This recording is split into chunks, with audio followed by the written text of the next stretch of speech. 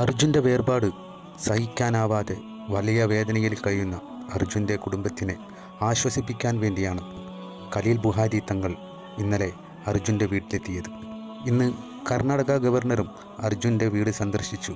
അർജുൻ്റെ കുടുംബത്തിന് വിഷമങ്ങൾ മറക്കാനും ഞങ്ങളെല്ലാവരും നിങ്ങളുടെ കൂടെ തന്നെയുണ്ട് എന്നുള്ള ആശ്വാസവാക്കുകൾ പകർന്നു അദ്ദേഹം മടങ്ങി. കേരളത്തിലെ ജാതിമത ഭേദമന്യേ അർജുൻ്റെ വിയോഗത്തിൽ സർവരും ഒരുപോലെ തന്നെ വേദനിച്ചു. അത് തങ്ങളുടെ ഓരോരുത്തരുടെയും കൂടപ്പിറപ്പ് നഷ്ടപ്പെട്ടതുപോലെ തന്നെയാണ് ഓരോ പേർക്കും തോന്നിയത്.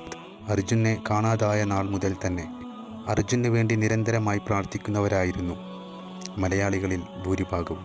ഇതൊരിക്കലും സഹിക്കാനാവാത്ത വേദനയാണ് ഈ കുടുംബത്തിന് നൽകിയത്.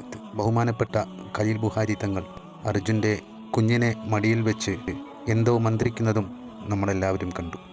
ഈ കുടുംബത്തിന് ഇപ്പോൾ കൂടുതൽ അത്യാവശ്യമായുള്ളത് ആശ്വാസവാക്കുകളാണ്. അത് കൊണ്ടെങ്കിലും ഇവരുടെ വിഷമത്തിന് അല്പം ശമനമുണ്ടായെങ്കിൽ അത് വളരെ വലിയ കാര്യം തന്നെയാണ്. അർജുനു വേണ്ടിയുള്ള ആദ്യഘട്ട തിരച്ചിൽ താൽക്കാലികമായി നിർത്തിവെച്ചപ്പോൾ വീണ്ടും തിരച്ചിൽ ആരംഭിക്കുന്നതിനു വേണ്ടി അർജുൻ്റെ കുടുംബം വളരെയേറെ പാടുപെട്ടു. അതിൻ്റെ കൂടെ ലോറി ഉടമ മനാഫും വളരെ വലിയ ത്യാഗങ്ങളാണ് സഹിച്ചതെന്നും നമുക്ക് എല്ലാവർക്കും തന്നെ അറിയാം.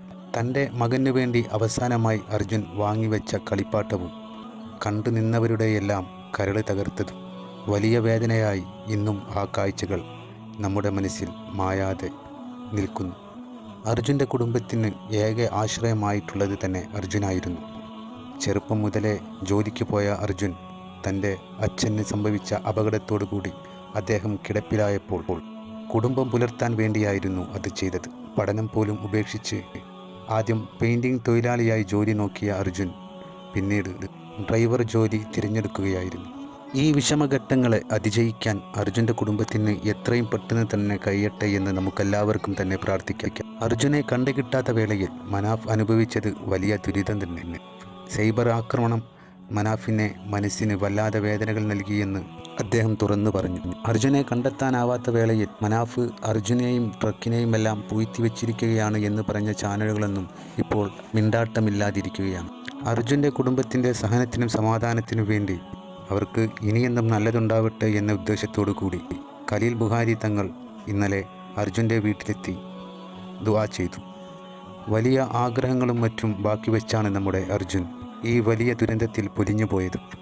അർജുൻ്റെ ഇളയ സഹോദരിയുടെ വിവാഹവും മറ്റും അർജുൻ്റെ സ്വപ്നമായിരുന്നു. അതെല്ലാം ഭംഗിയായി നടക്കാനും ഈ വലിയ പ്രയാസത്തിൽ നിന്ന് ഈ കുടുംബം കരകയറാനും നമുക്ക് പ്രാർത്ഥിക്കാം.